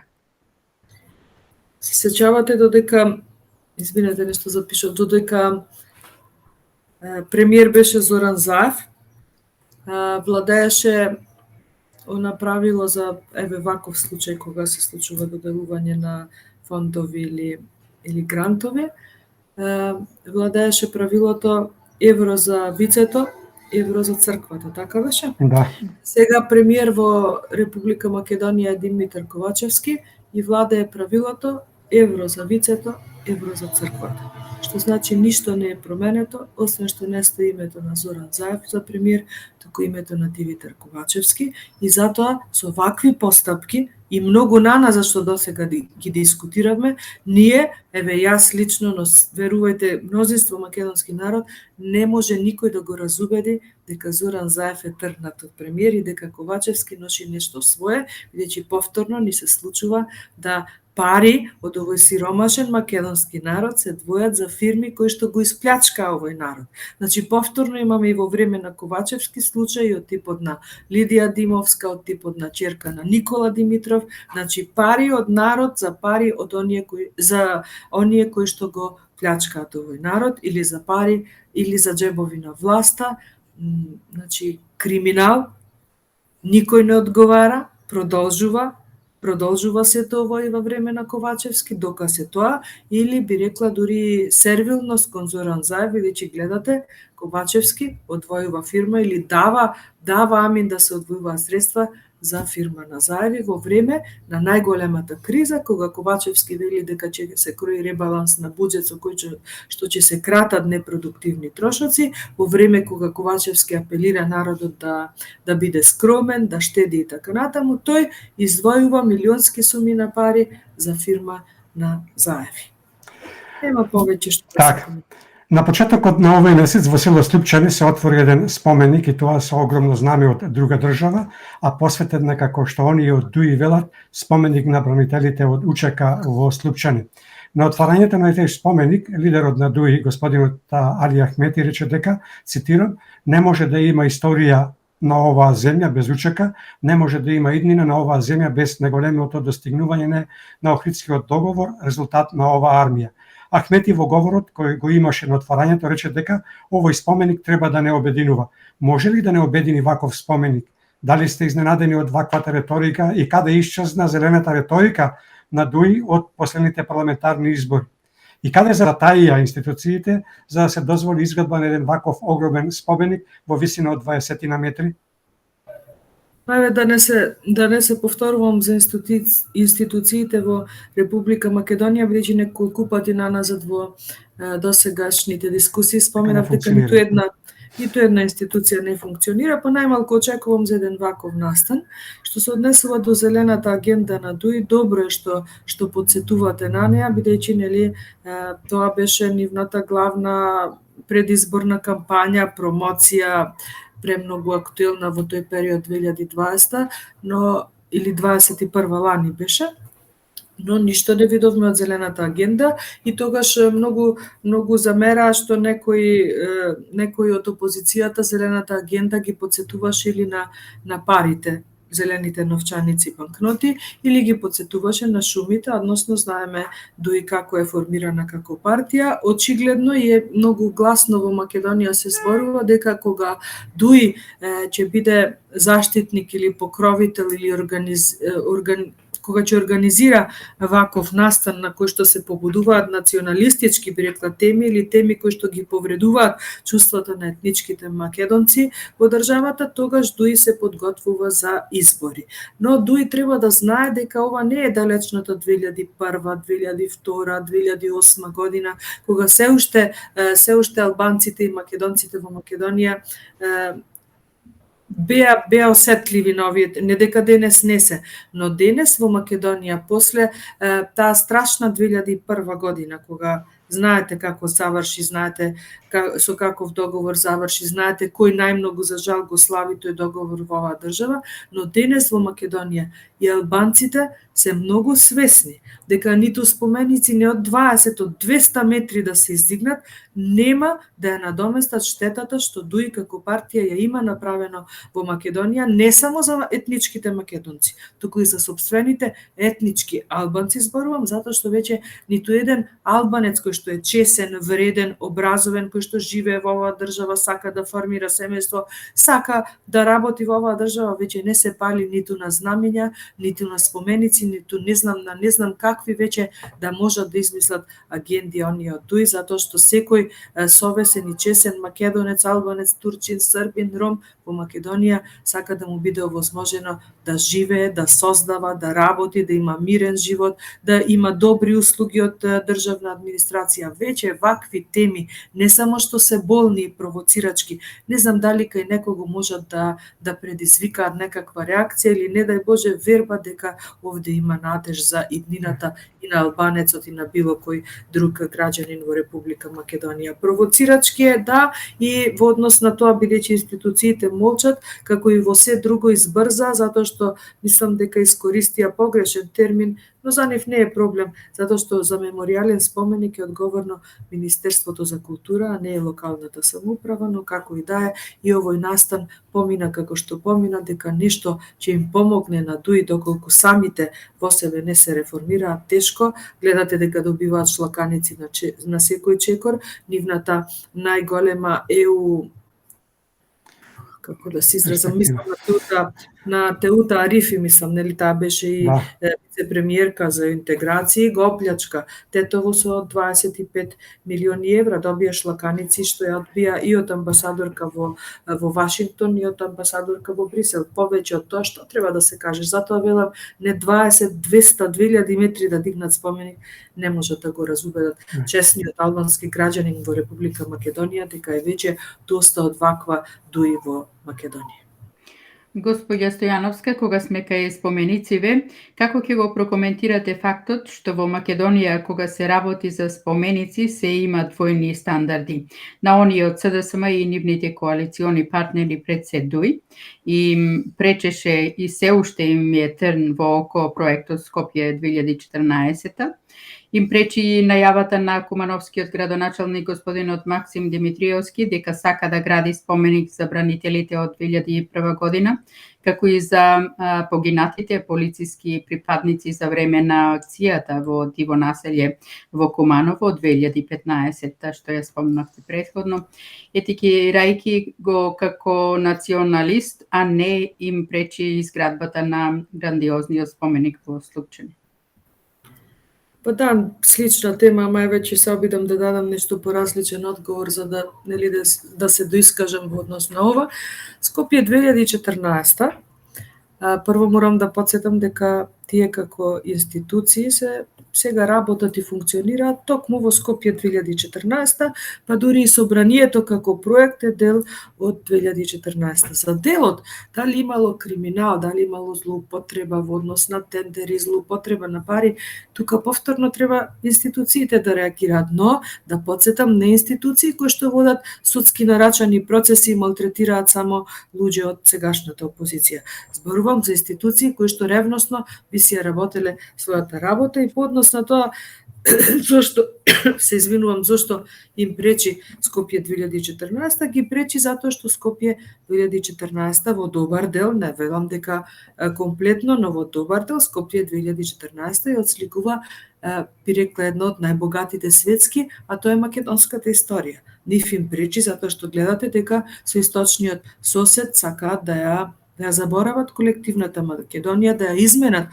македонската историја и мислам дека затоа најмногу им пречи, затоа, например, еве во Стокхолм бев минатата недела или во било која светска метропола, секоја светска метропола се одликува со некое вакво споменобележје, со некоја си архитектура, фонтана, споменик. Само кај нас во Скопје им пречи, а не кажуваат колку од тоа има профит, колку Скопје е попосетено заради тоа Скопје 2014.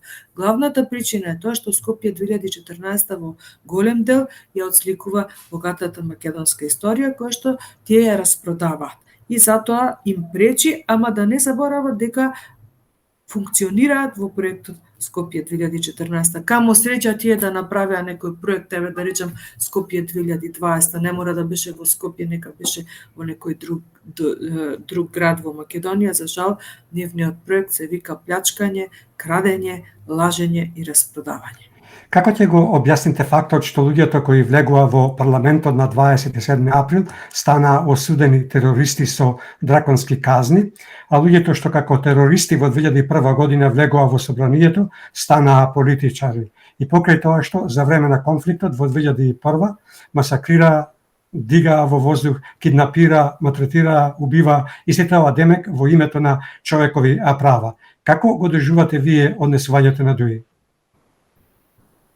Па, не само на ДУИ, тука јас голема одговорност има и оние кои што се во коалиција со ДУИ или Социјалдемократскиот сојуз.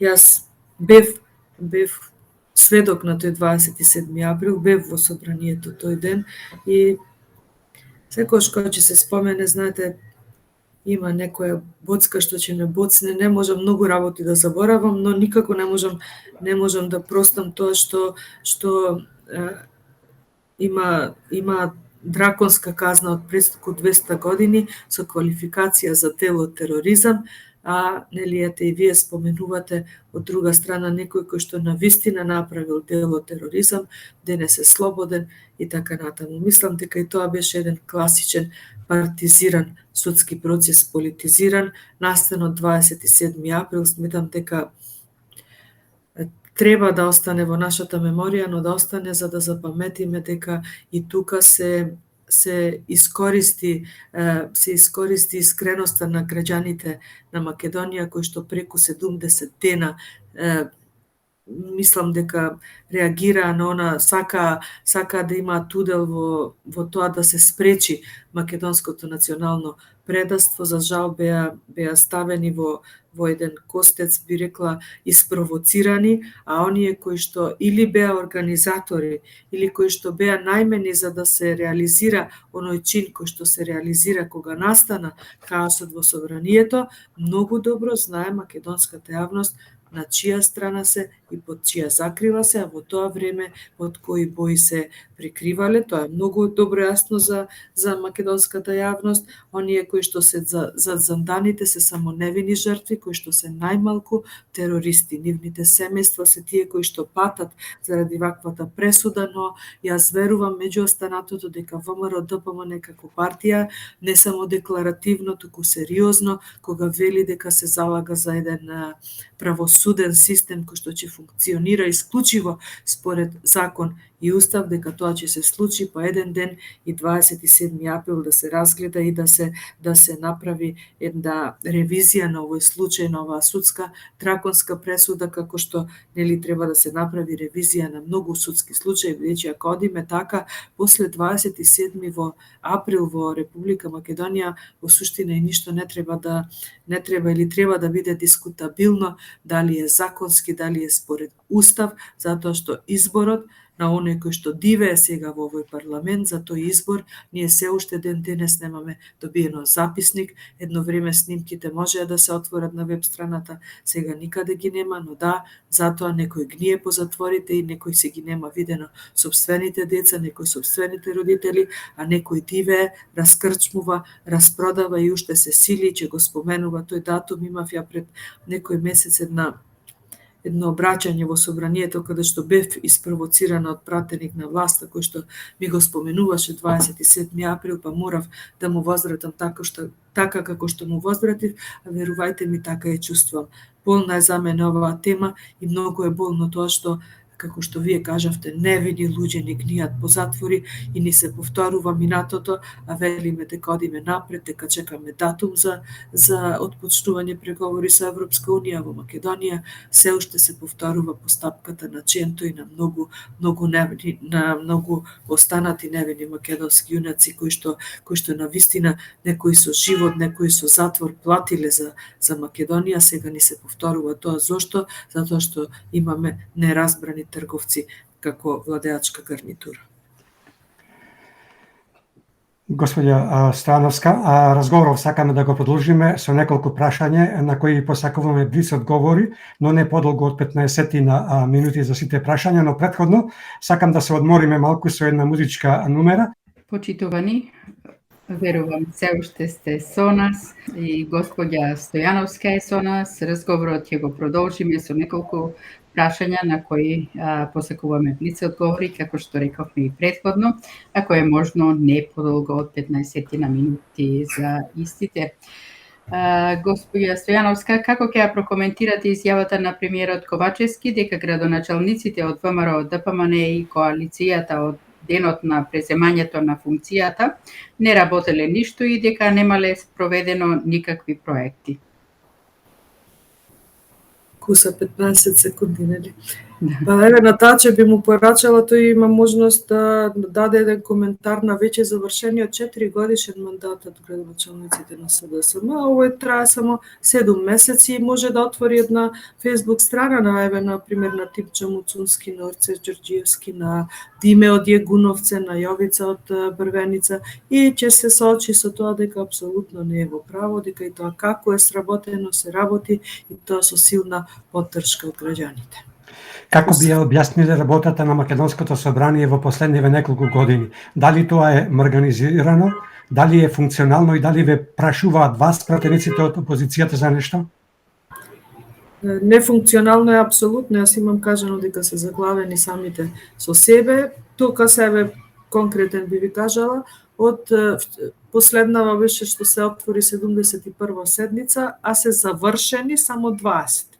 Толку е функционално, или во однос на опозиција власт излегува некои анализи, ги водиме во однос на активност за зборување, за реплики со 3:1 во корист на власта, или ги споменав во корист на опозицијата, или споменав на активност на Таче во однос на поднесување на предлог законски решенија, дека само 38 има поднесено во периодов додека нели ги бараше тие 100 дена да му се дадат за да докажел дека ќе биде од корист.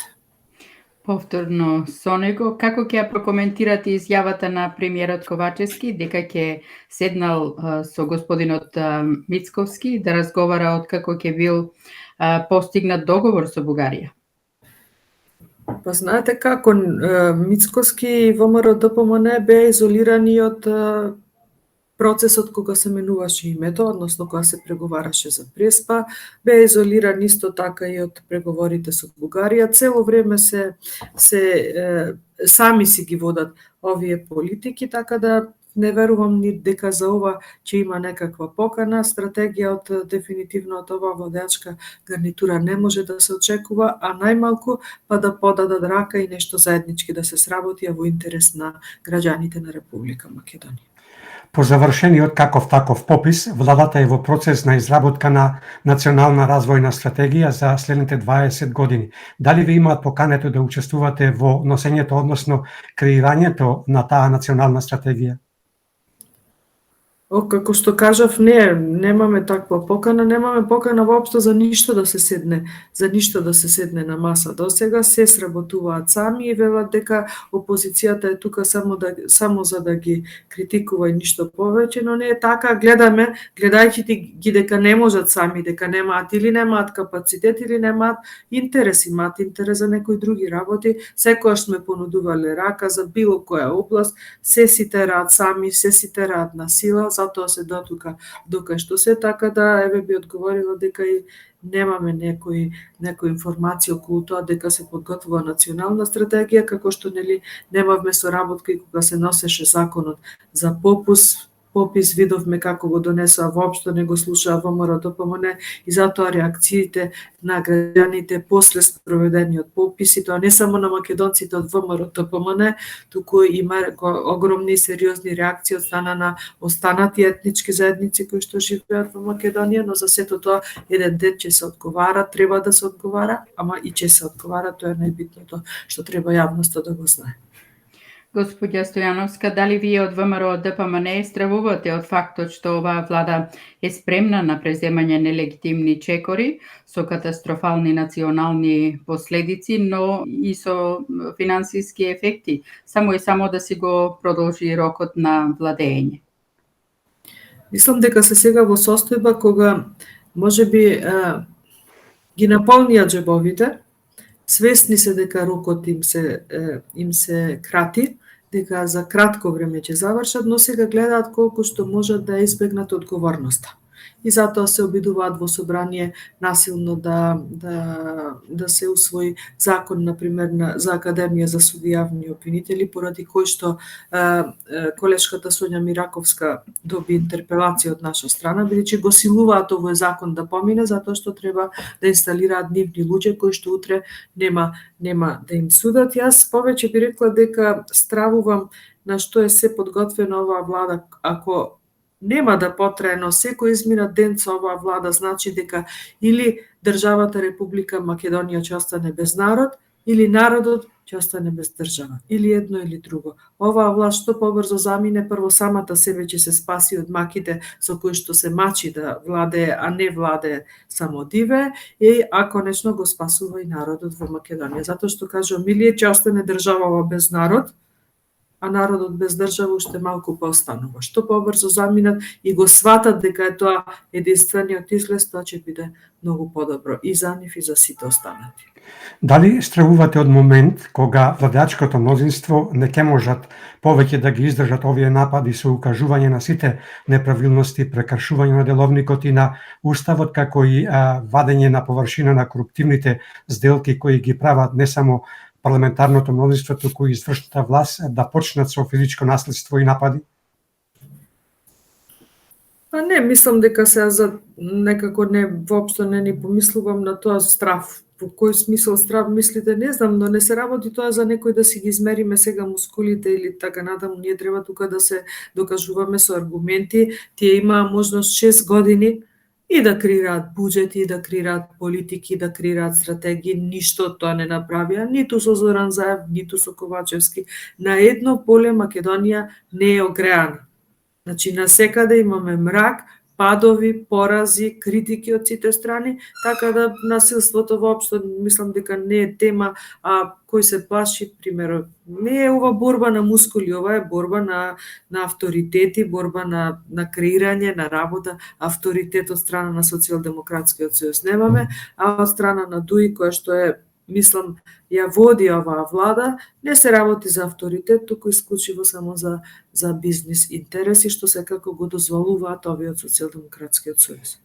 Ова го прашав затоа што пред некој ден можеме да видиме како спикерот му се обраќа на вашиот координатор, ако си за тепање, ако не си за тепање, слези од бината. Намерно го злоупотребува уклучениот микрофон за да предизвика кај јавноста впечаток дека ние сме тие кои што сакаме да тепаме. Како што впрочем се случи за 27 април. Так. Миролюбивите ги направија насилници, оние кои што учествуваа во позадина за нешто такво да се исценира, ви кажав на која страна се, многу добро може да се види. Господја Стојановска, како беше прифатена, односно разбрана последната изјава, понудата на лидерот на ВМРО ДПМН доктор Христијан Мицковски, цитирам: "Ајде утре, еве, привремено ќе ја прекинеме активната блокада и сите заедно во парламентот да го изгласаме законот за една изборна единица." Јас само ќе би ја прокоментирала дека на вистина председателот Христијан Мицковски нуди секако видна решенија, само за да се седне на маса и да свати Ковачевски конечно дека е време за избори. Изборниот законник во собрание е повеќе од една година и тоа е поднесен од помалите коалициони партнери на владеачкото мнозинство. Панчо Минов, Павле Трајанов, значи помалите партии кои што се учесници на власта. И зошто? Затоа што Зоран Заев, односно Социјалдемократскиот сојуз, им има ветено дека овие измени ќе се случат, станува збор за една изборна единица. Значи повеќе од година дена тие сами меѓу себе се лажат. Или можеби да кажеме цело време се лажат. И затоа чекаме, можеби не е ВМРО ДПМН оној кој што ќе предизвика конечно да се оди на избори. Некој од нив кога и да ќе попушти, затоа што се е потпрено само на лажни ветувања кои што се отложуваат, ама на сите им помина времето и пак гледаме дека и трпението е се веќе помало од страна на владеачкото мнозинство и малцинство. Дали се уште стоите на ставот дека без разлика на сепак во септември ќе се одржат предвремени избори и како планирате тоа да го издействувате? Јас ви кажав, ако до септември не се одржат, во септември буквално мислам дека ќе имаме жални слики од Македонија, каде што народ по улица ќе проси пари или каде што ќе биде принуден на, не знам, кражби. Значи, буквално во септември јас прогнозирам дека народот ќе моли за леп. До тука ќе стигне работата и затоа, бидејќи Ковачевски е барем универзитетски професор по економија, значи експерт по финансии, ова мора тој да го има предвидено и мислам дека е најпаметно, најразумно тој пред септември да си поднесе оставка и да признае дека вака повеќе не оди. При при тоа не велејќи или не ветувајќи дека ВМРО ДПМН штом ќе дојде на власт, сето ова ќе се среди. Ваква руина, за да се среди, мора прво да има сериозен тим кој што ќе биде подготвен ова да го реши, но секако со разумни чекори, и тоа никако не може да се случи преку ноќ. Паметите имаше Петре Шилегов, Дамјан Манчевски во времето кога беа шарени револуционери, велеа штом падне ВМРО ДПМН од власт, во Македонија ќе се диши чист воздух. Не се случи тоа, велам дека не ветувам нешто преку ноќ ќе се случи за нешто што 6 години, а можеби и повеќе се планирало да се разруши, да се исплячка, така да на ВМРО ДПМН му предстои сериозен период, но имаме сериозни луѓе кои што на тоа ќе се нафатат и ќе го спроведат. Ако се следи и се анализира начинот на обстојување на ДУИ во сите овие изминати години, ќе забележиме дека тие обстојуваат со подигање и промовирање на национализмот. Дали подигањето на споменикот во Слупчане може да се земе како предвесник на предвремени парламентарни избори? Па, ова мислам дека го коментиравме во едно од претходните прашања за кои што имав можност пошироко да одговарам, нели сега треба куса одговор да дадам. Јас мислам дека овој споменик е само предвестник дека ДУИ на вистина веќе немаат визија и стратегија, но кажав на ваков начин со вакви тактики тешко веќе некого да испровоцираат во нив да верува и за нив да гласа.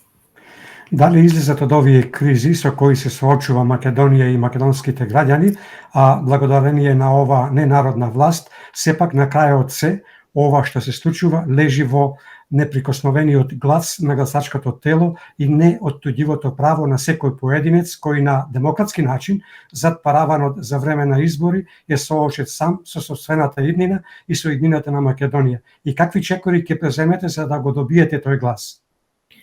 Ние мислам дека во континуитет сме во контакт со народот, никогаш не сме избегнале реалност или соочување со народот, секогаш сме биле со народот и сме знаеле што на народот му треба, од што народот се жали, слушајќи го народот ги направивме и внатре-партиските реформи, затоа кога Социјалдемократскиот сојуз вели дека се е исто во МРТПМ, не апсолутно не исто, така и започнавме оваа емисија, така да единствено што можам да кажам е за да стигнеме и да допреме до гласот кој што е неприкосновен и чив глас се брои само еден, не постојат такви луѓе чиј што глас би се броил повеќе од еден, значи можам да кажам само на тоа дека работиме, сме работеле и ќе работиме. Секогаш во МРДПМН е бил во контакт со народот, ќе остане и сега, па и од утре кога ќе стане власт. Без народ нема држава, без држава нема зашто, например, ние да би креирале политики и да правиме било какви стратегии. ВМРО ДПМН е државотворна партија и тоа го докажува, а сега мислам дека ќе има можност да го докаже откако ова криминална власт ќе падне конечно. Господја Стојановска, како ќе ја прокоментирате најавата на премиерот Ковачевски, која ја даде од собраниската говорница на 28 април за наводно отворање на македонски бугарски културен клуб во Благоевград, а истовремено во Благоевград се затвора вистинскиот и постоечки клуб на македонците од Бугарија? Па не знам, би ја прокоментирала смешна, плашлива, несигурна, таче ако е сериозен борец за Македонија или човек кој што се нафатил да биде премиер на Република Македонија во ваков еден период предизвикувачки, тој прво што треба да каже е неговото мислење за тоа што мисли за раскусурувањето со Гоце Делчев.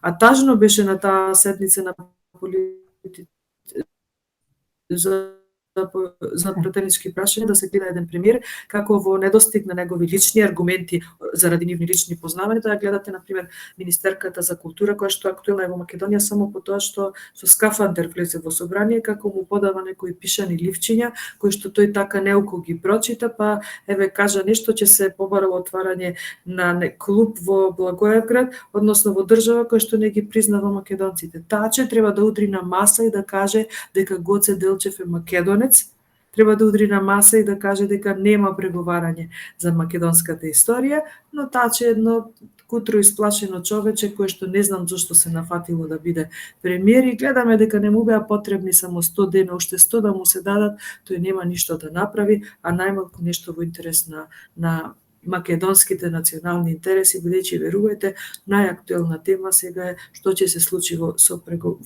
преговорите со Бугарија, кои што од наша страна, нашите преговарачи многу ги држат во тајност, за разлика од другата страна, и македонските граѓани многу повеќе дознаваат за тоа од медиуми, отколку од луѓето од министер за надворешни работи, од премиер и така натаму. Така да нешто се крчка, но ако Ковачевски мисли дека со барање, односно ветување за отварање на македонски клуб во Благоевград нешто ќе промени во вкупниот впечаток кај македонците за тоа како ја воде оваа политика, мислам дека се лаже.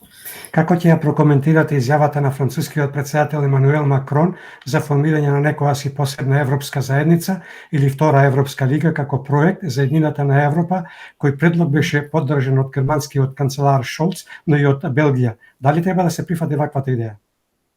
Апсолутно не сметам, значи Македонија не сме да биде задоволена со трошки после сиот овоизминан пат за евроинтеграциите, тука без разлика воопшто не ставам акцент за тоа кој како ги водел, но кажав и претходно, Македонија има заслужено да биде, но само единствено и рамноправна членка во Европската Унија, ништо помалку, или ја ова би го нарекла како предлог за играње во втора лига. Македонија нема зашто да биде играч во втора лига. Или рамноправно членство во Европска Унија, или ништо помалку од тоа.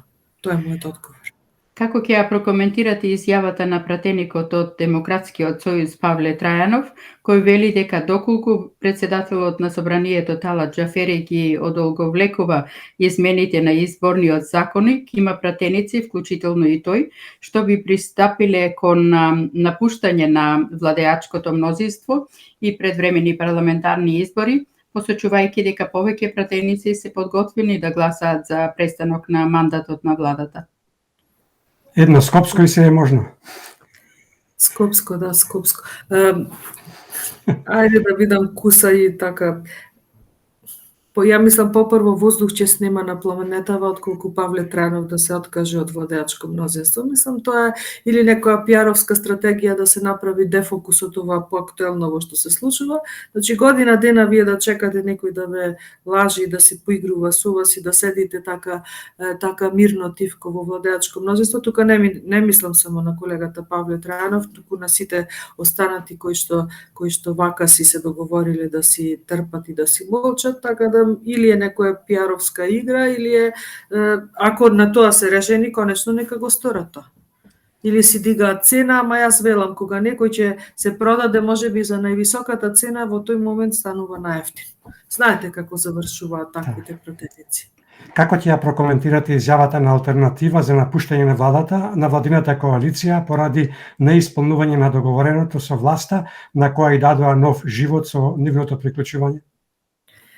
Па нешто слично како што го коментирав во предходното. Или е пиаровски потек, или алтернатива. Ако алтернатива пред неколку месеци се одлучи да ја спасува оваа влада, сега алтернатива е дел од оваа влада, не е задоволна, или алтернатива не знае што со себе, или алтернатива не е моćна да биде рамноправен партнер и учесник во владеачкото мнозинство. Повторно мислам дека се пиаровски игри, топло-ладно, бидејќи веднаш на реакцијата на алтернатива, истиот или утрешниот ден имаше реакција на еден клучниот евроиграч во оној пресуден ден 11 ноември, кога ние имавме барање за оставка на владата, Кастриот Реджепи, одма отиде со контраизјава за да спаси, да каже дека има надеж во владеачко мнозинство, дека датум не добивме, ама ќе го добиеме по некоја блиска иднина или далечна. Несериозно. Како ќе го прокоментирате предлогот на господинот Елми Азири од политичката партија Алијанса на албанците, диаспората да се вклучи, односно да учествува во гласањето, но во изборна единица од каде што потекнува, а гласањето да се врши по пат на пошта или електронско гласање, или во конзуларните представништва и амбасади? Па ова повторно се однесува за изборниот законник. Кажав, предлогот за измени на изборниот законник стои во собраниските лавиринти повеќе од една година. ВМРО-ДПМН во февруари месец оваа година ја актуализира оваа тема, седна на маса со речиси сите парламентарни пратенички партии, разговаравме, подготвени сме, но за сето ова да се случи, па еве да се разговара и за предлогот на колегата Елми Азири, треба да се отвори овој закон, но и овој закон, како и се останато во парламентот, е закочен, нефункционален, но секако не од страна на ВМРО-ДПМН. Така да треба да се седне на маса, инаку морам да потенцирам на наш предлог се воведоа оние читачи на прстот на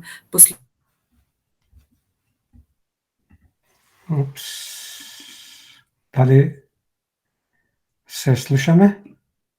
И нели не знам дали е добар или лош предлогот, но треба да се седне на маса. За да се седне на маса, некој таму од столчето во парламентот треба да го отвори овој закон, кој што е веќе точка на дневен ред, но никако да се отвори, што значи дека ВМРО-ДПМН не е тоа кој досега е кочело работата, напротив, некој друг си ја кочел заради своји причини.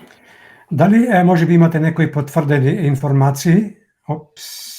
Ни се исклучи господјата Стојановска. Доколку не слуша господјата Стојановска, може повторно да се исклучите. Да знаме, да. Тука сме, верувам дека се слушаме. Дали имате некои потврдени информации од страна на Синодот на МПЦ во врска со она што се случи пред некој ден со наводното прифаќање на Македонската православна црква Охридска архиепископија од страна на Вселенската патријаршија и приклучување во канонското единство со останатите православни цркви, и каков е вашиот став по ова прашање? Што всушност значи ова? Мислам дека официјални некои информации немам од Синодот, но сигурно бевте во тек, имаше официјални изјави на председателот на ВМРО-ДПМН на оваа тема. Јас лично сметам дека ова еден, бидејќи Македонија историски на многу теми секогаш годела најдолгиот и најтешкиот пат, мислам дека ова е еден битен поминат чекор на овој долг и на вистина сериозен пат, што според официјалната изјава на председателот на ВМРО-ДПМН Христијан Мицкоски значи многу за Македонската православна црква, но секако не е стигнато до крајната цел. Така да има време, ВМРО-ДПМН како партија го поздрави овој чин, но секако крајната цел се уште не е постигната, така да мислам дека е доволно од моја страна како политичарка и како политичарка во земја каде што според устав државата е секуларна и треба да биде настрана од верските заедници. Мислам дека е доволно како еден мој вака мал личен и скромен коментар. Господја Стојановска, задоволство причини вашето учество во Македонски корени. Верувам привлековме внимание кај нашите слушатели и гледачи со оглед на обилните коментари. Ви благодариме и секако имајте си убав остаток од викендов, пријатното слушање и довидување во една наредна емисија на Македонски корени. Добра е ако ми оставите можност, бидејќи приметив дека цела емисија бев многу обширна, но морам да сте заслужили да бидам обширна и во поздравувањето кон вас. Навистина убаво се чувствував како гостинка кај вас и имавте мноштво на прашања. Се надевам дека ги задоволивме барањата, односно интересите на вашите следачи. Стојам на располагање кога и да процените дека би требало да ви бидам ваша гостинка, тоа секако повторно со задоволство ќе го направам. Поздрав до сите од Австралија. Од се срце ви благодариме, голем поздрав, остануваме во контакт. Да сте здрави и живи, чувајте се и сакајте ја Македонија, каде и да сте. Секогаш. Довидување.